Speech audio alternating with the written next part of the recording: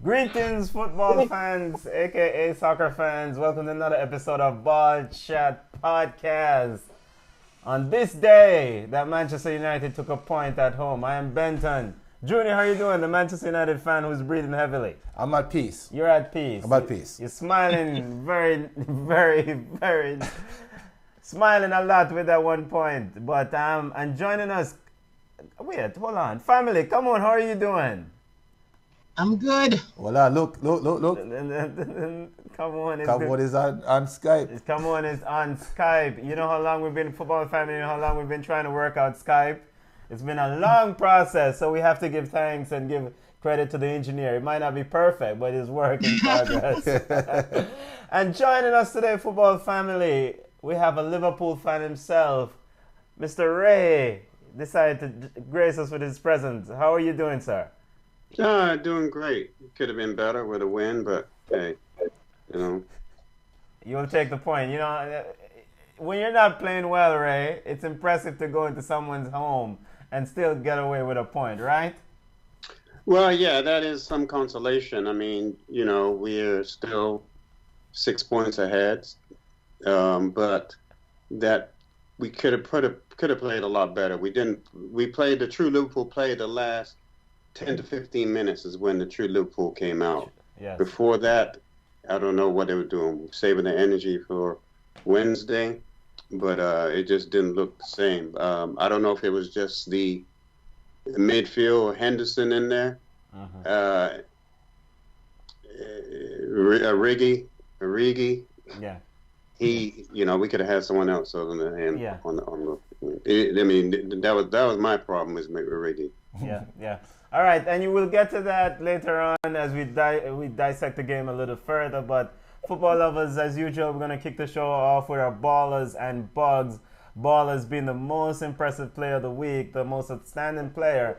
Bugs being the unimpressive player of the week. Then we're going to segue and do some quick hits, hit the major news in football. We're going to hit the EPL, touch the Manchester United versus Liverpool game and some other games in the EPL. And around Europe and world football in general. Hit Champions League preview, set up a couple matches in Champions League coming this week, and try to hit some other major news coming down that happened this week in football. But to kick it off with our ballers and bugs, ballers being the most impressive, bugs being the unimpressive players of the week. Ray, since you're the guest, who do you have as your ball of the week watching football? I like Jack Grealish this weekend. I thought he's played well. He, you know, he's going to make an impact when he's on the field, and that's kind of what you want, someone who makes an impact. Either him or Gnabry, Sergio Gnabry did well with Bayern, with an assist and a goal. Yeah. So Jack Grealish of Aston Villa, right? As Aston Villa pick up another victory. Yes. He's a very industrious player, one who leaves everything on the field for Aston Villa. And Serge Gnabry, I mean, he's having an outstanding year. Everything he touches seems to turn to gold. And this is a player that Tony Pulis said He's not Premier League worthy. is not EPL material. And Arsenal let go. And Arsenal let go. Wow. Keep doing your things, Serge. Where's Tony Pulis now? Yeah, he's an artist. He's keyboard coach like us. Come on, who you have as your ball of the week watching football? Jamie Vardy. He's now on 6 goals. And, you know, Vardy, for me, is not the most technical player in the Premier League, but he is Mr. Dependable, I think. Leicester relies on him, and I think he's always all over the pitch. So I'm wondering if he can get tired or anything, but he's a workhorse, and he more or less delivers for Leicester. So Vardy is my player of this weekend, my baller. So Jamie Vardy is Come On's Baller of the Week. Football family, if you're watching us on YouTube or Facebook, you can also send on your Ball of the Week. Junior, go ahead, boss. You're the only one in the entire show last week that picked the Manchester United game my ball correctly. So who is your ball of the week, My boss? ball of the week is not coming from that game. My ball of the week is actually coming from the Atlanta United game. Ezekiel Barco. Ezekiel Barker. I have to give Barker his props. I know we have a Football in America segment. Yes, but yes. He's worthy to be in the ball of the week. So for me this week, because he showed me yesterday something that I have not seen from him his time here at Atlanta United. He's actually strong on the ball. So it looks like he's ready for Europe. So Ezekiel Barker, instrumental in Atlanta United progressing to the next round. Yeah, Atlanta United defeated New England Revolutions 1-0 in the MLS playoff single elimination at home in the A. Ezekiel Barker was instrumental, set up the assist, the Franco Escobar to score the goal, the go-ahead goal to win that game. Ezekiel Barker was very impressive. My ball of the week, sticking with the Atlanta United game. There are some things that does not show up on the stat sheet. And Darlington Nagbe's work in that midfield and his work to Atlanta United, I think, does not show up on the stat sheet. But you watch that game, we were at the game yesterday, and you watch what Darlington Nagbe, his tackles, the ability to win the ball back for his team, the inability to turn the ball over, doesn't turn the ball over, even when there's 3 or 4 players around him to escape and keep the play moving for his team. So Darlington Nagbe, and for some reason, I do not understand how Team USA and their idiot coach, Greg Berhalter, doesn't have Darlington Nagbe playing in that midfield. He is the ball of the week for me.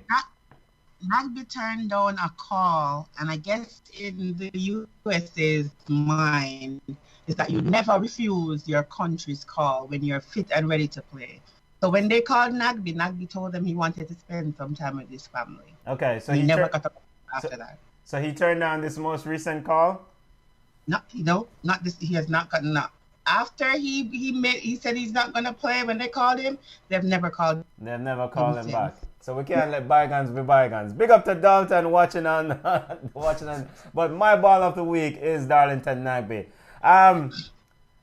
Seguin Dalton says his ball of the week is Pereira from Pan United. And Pereira and from Pan United, Manchester United, Dalton is a Liverpool fan. And apparently he's given the ball of the week to Pereira, who is a player for Manchester United. Thought he did well.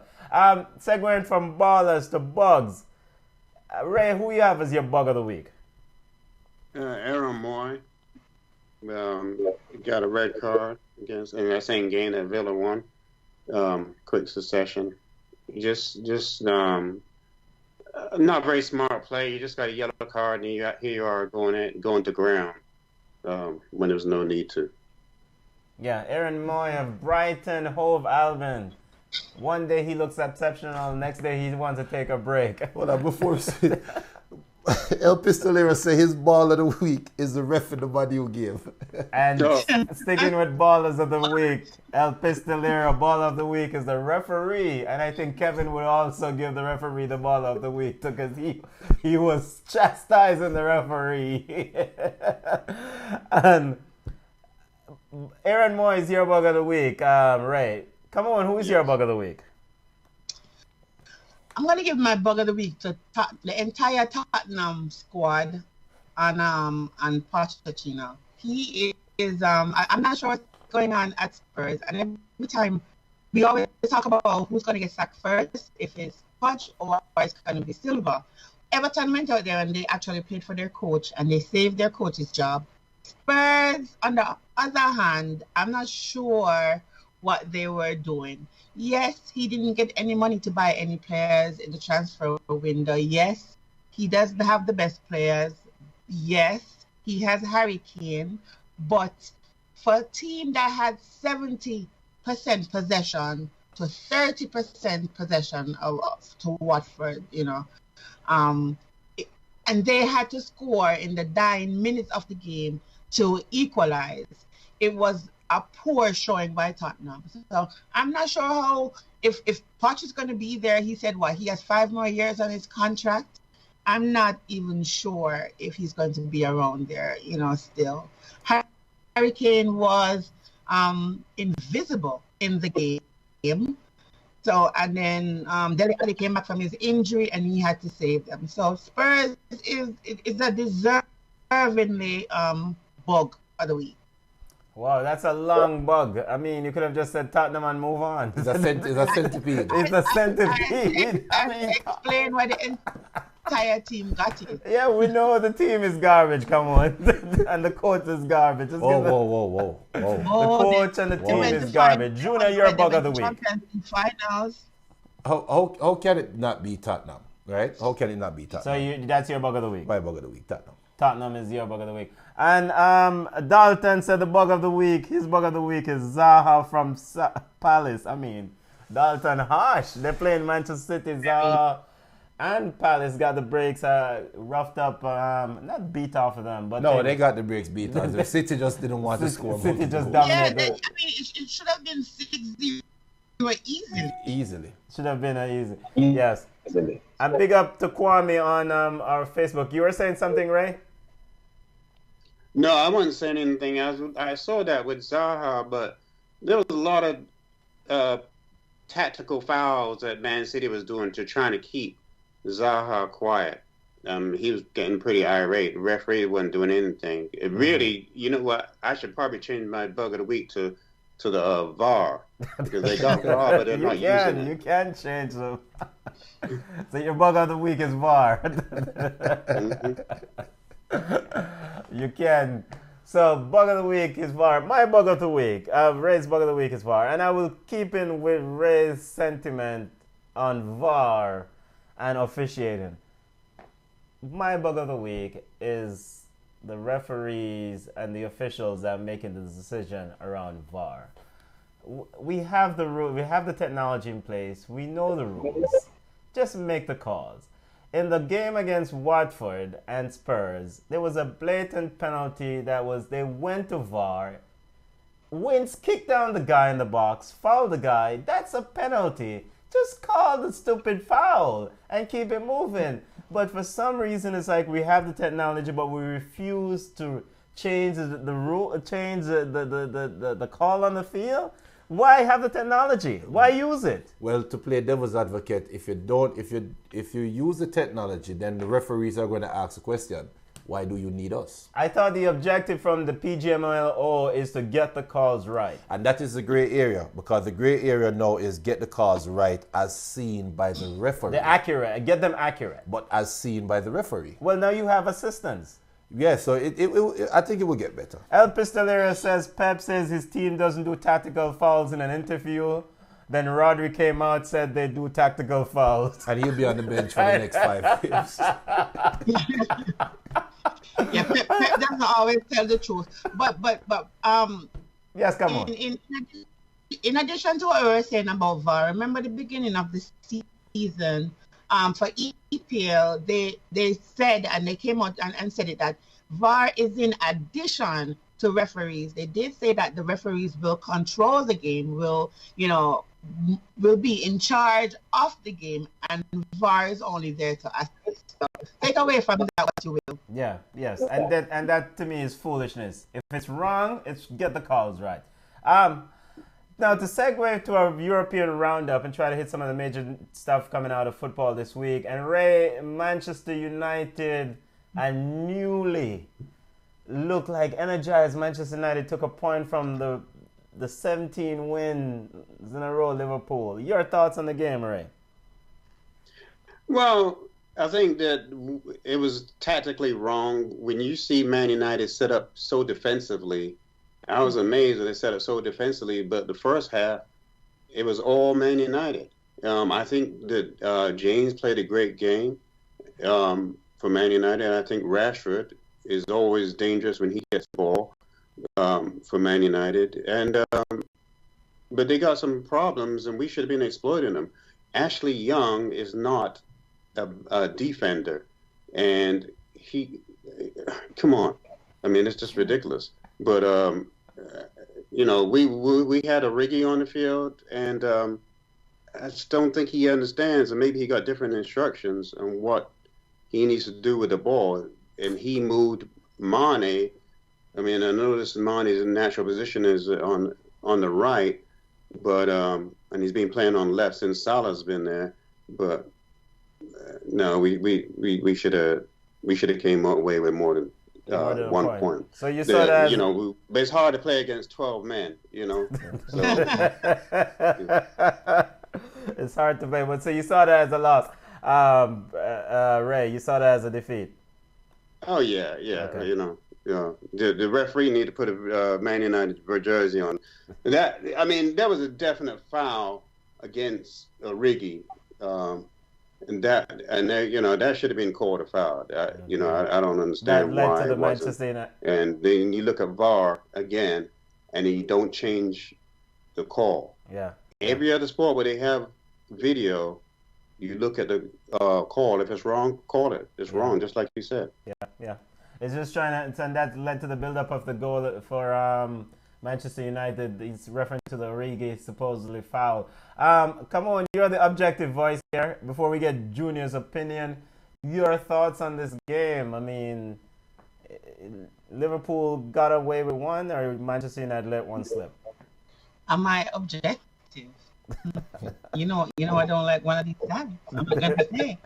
But Manchester United, and Junior was asking me, when I said that they parked the bus, Junior was asking me when. Even a commentator said in the 70-something, like 72nd minute, Manchester United, they were playing deep. There was no one up top. Everybody was back. They were like almost to their own half. So I think Manchester United let Liverpool back in the game because Liverpool is an attacking team and Manchester United was more defensive. They should have walked away with all 3 points, and I was rooting for them to walk away with all 3 points. Yes, Junior, I was rooting for Man U today, but they let one slip. So hopefully they can right the ship. But Manchester United, they're really struggling. In the first half, they took the game to Liverpool, but yet at the end of the game, Liverpool had twice as much possession as Manchester United. Same thing with the passes. So Manchester United need to do something real quick before they're in 16th place at the end of the season. All right, Junior, you successfully called this game. Your assessment of it? I'm only going to take 2 minutes. The issue is this. Long. The issue is this. Liverpool went into this game thinking that they're playing against the 14th ranked team in the Premier League. Yes. While Manchester United, being the 14th ranked team, treated Liverpool like the number 1 team in the Premier League. So they were more hungry. They were more hungry. And I'm a Manchester United fan, and I sat on this show the first game when we beat Chelsea 4-0, and I said that is fool's gold. That game today was fool's gold. One of the most disappointing things for me as a Manchester United fan was to see the players walking off the field. See the two teams walking off the field. It's the same score, 1-1. Liverpool is walking off the field like, man, we let 2 points go by. And Manchester United is walking off the field like, wow, we got a point. That is a big gap in quality and expectation and the mindset. Yeah. And there's an issue when Manchester United is playing against a team that they see as one of the top 3 teams in the league, and they get up for that game, a la Chelsea and Liverpool, but the other games, they fall down. Which is the real Manchester United? I'm going to answer that question. Man U is no different than Southampton right now. Man U is no different than Sheffield Wednesday or Sheffield United. They're not. And I'm just going to keep it real because they play Norwich next week. If a team draws with Liverpool 1-1 at home, you are expected to run Norwich off the field. So you want to prove me wrong? Beat up Norwich. If not, you're no different than a bottom half team getting up for those big games because we have the big bad team and we got to treat it like a cup final. That's how I saw the game. That's how you saw the game. Well, I'm not really, sorry. Yeah, I go don't ahead. agree with what you said about them being as good as Sheffield. I think the Sheffield are better. Junior, I'm not taking that at all. I'm taking off my mic and walking off. leaving the set. But before we... But yeah, I mean, and you're right. The first half was a completely different team. And you know what, too, today we were talking with my brother who's a Manchester City fan. And he said that Manchester United, they're known to start hot. So they start the first half hot, and in the second half they completely fall apart. And for a team that was attacking Liverpool in the first half, if they had the same energy in the second half, maybe the results would have been different. And even at the end, Ole's interview was completely okay with 1 point, and I'm like, this is not, what we should be emulating or what he should actually put out there. 1 point is not good enough when you are struggling, when you're in the second half of the table. It's just not. But then, from the Liverpool's perspective, Yeah. let me just tell you guys something right now, and I'm going to be very objective. Mane wanted nothing to do with Aaron Wan-Bissaka today. Nothing. He wanted nothing to do with that left wing. And that is telling when Wan-Bissaka has missed all these games for tonsillitis, was tired after the first 15 minutes. And Mane absolutely wanted it even got to the point where Klopp made an adjustment, moved Henderson to the right wing, and put Mane, force him to the left wing. And Mane and Firmino were fighting for space in the middle. He wanted nothing to do with Wan-Bissaka. That is telling respect. And Maguire had nothing to do today. Nothing. Liverpool wanted nothing to do with the middle at Manchester United defense and the right wing. That is telling. Some quick comments from fans on our Facebook page. El Pistolera said the ref blundered along with VAR in the Liverpool game. He didn't call a foul because of VAR. Now when VAR comes in, they say ref is in control.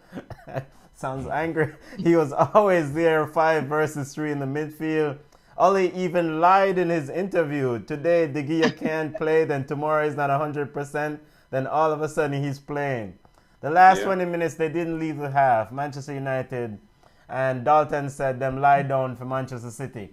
So overall, I mean, it was an impressive showing for Manchester United, but is it the real Manchester United football fans? We don't know. We'll see. We're coming back from an international break. Liverpool let one go. And we'll see.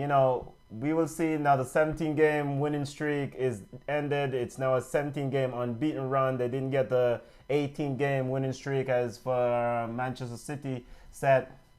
I want to get one quick comment from you, Ray, regarding Liverpool before we move on and try to hit some other points in the EPL and around Europe.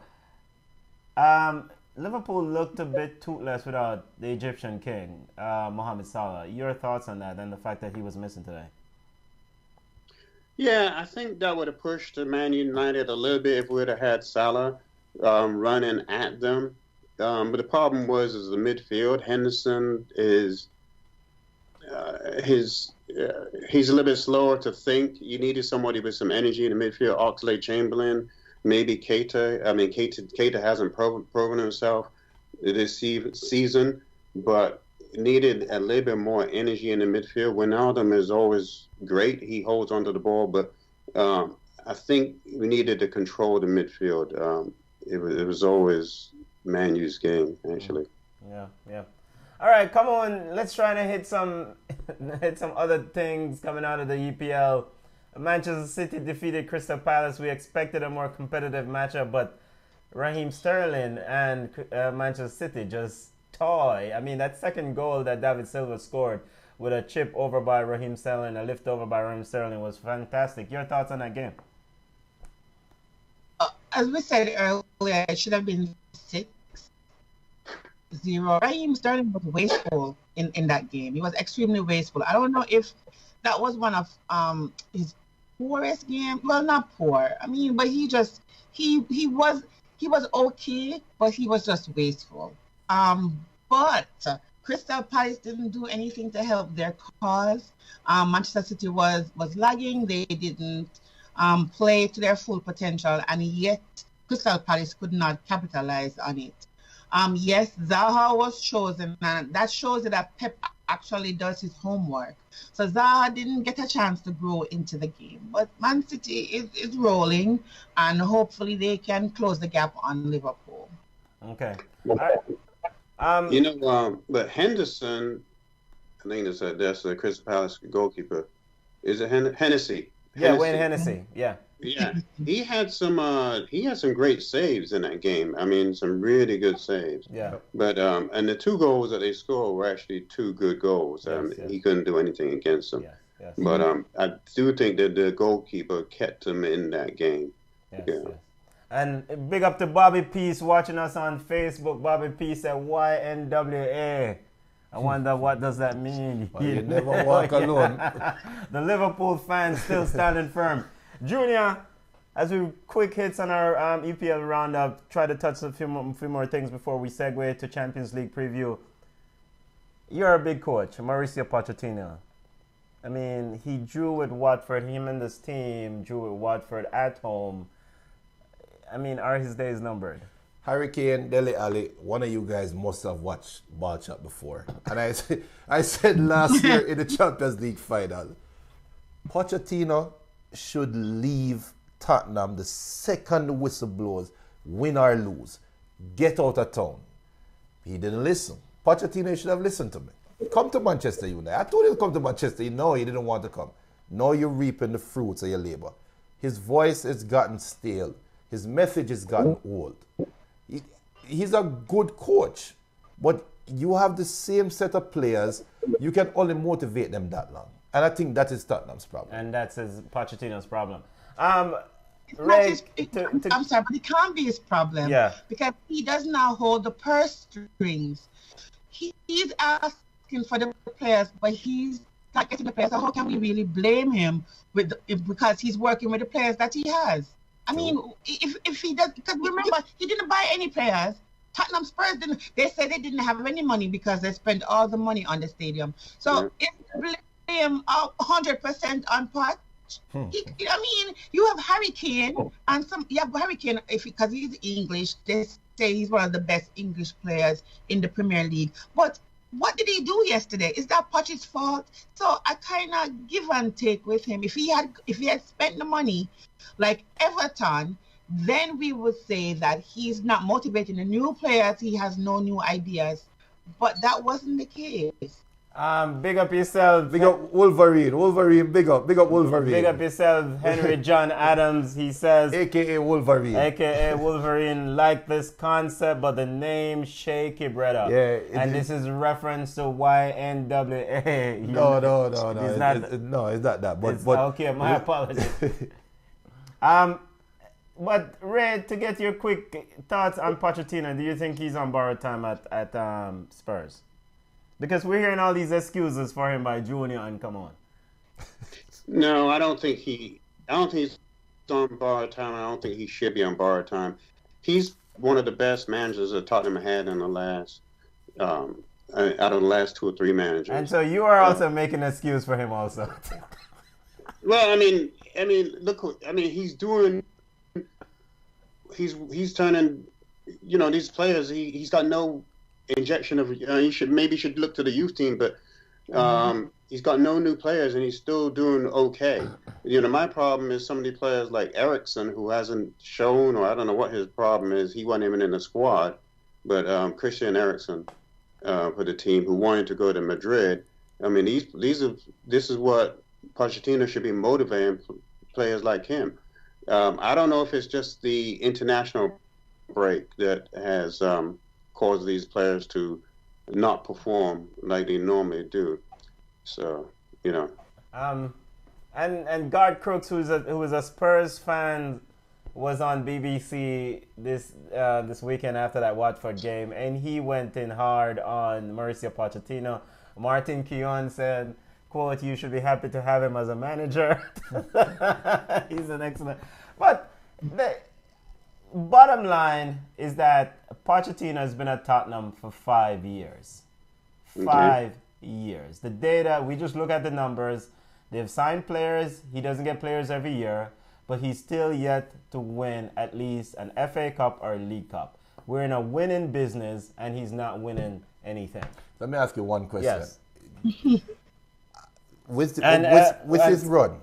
And El Pistolero said he signed 2 players, but he needed defenders. He signed Giovanni Celso and Ryan Sisson. Big up Marco Pratt. He should leave and go to Madrid and bring Eriksen with him and Kane. Why would Madrid want him anyway? Go ahead, Junior.